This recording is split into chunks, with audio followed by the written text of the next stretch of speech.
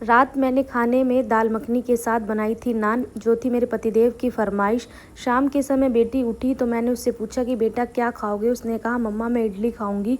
वैसे भी उसने खाना नहीं खाया था जब वो स्कूल से आई थी, तो भाई इडली बनानी तो पड़ती। मैंने कहा चलो ठीक है, करते हैं इडली की तैयारी शुरू। स्टैंड में घी लगाकर अच्छे से फैला दिया और सारा पेस्ट मैंने भरकर स्टैंड को बंद करके कुकर में स्टीम होने के लिए छोड़ दिया और वेट किया स्टीम होने के लिए।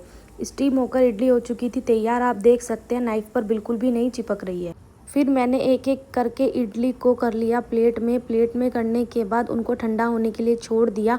बेटी को वैसे लग रही थी तेज़ भूख। मैंने कहा बेटा थोड़ा वेट करो, मैं इनको फ्राई नहीं करूँगी क्योंकि आप मिर्च का नहीं खाती, तो मैंने उनको ऐसे ही छोड़ दिया। जिसको खाना था ऐसे ही सोच से खा सकते हो। चाय बनाकर शाम की फिर मैंने करी खाने की तैयारी शुरू। पतिदेव से पूछा खाने में क्या बनाऊं। उन्होंने कहा क्या रखा है।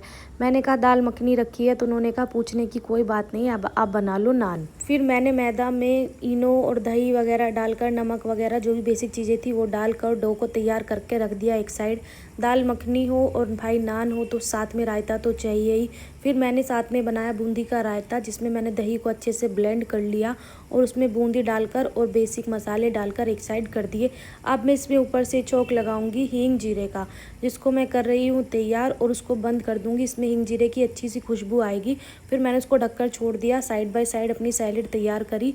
सैलेड पर नींबू और काला नमक डालकर भी छोड़ दिया। अब मेरा खाना हो चुका था एकदम रेडी। तभी पतिदेव लाए आइसक्रीम और कहा कि चलो अब खाओ तुम ठंडी ठंडी आइसक्रीम। मैंने आइसक्रीम को एंजॉय किया। तभी बेटी के लिए बबल्स लाई उसकी दादी। फिर दोनों माँ बेटी ने उड़ाए बबल्स। बबल्स उड़ाने के बाद तभी पतिदेव ने कहा चलो भाई अब खाना बना लो, लग रही है भूख। मैंने कहा चलो ठीक है। अब ये है वो दाल जो मैंने बनाई थी और साथ में करे थे। फिर नान तैयार। नान तैयार करने के लिए मैंने एक साइड इस पर धनिया और कलौंजी लगा ली थी और तवे को गर्म होने के लिए छोड़ दिया था। उस पर पानी लगाकर तवे पर डाल दी नान और उसको अच्छे से सेक लिया। सेकने के बाद आप देख सकते हैं एकदम बन चुकी है परफेक्ट। और मैंने लगाई सबके लिए प्लेट।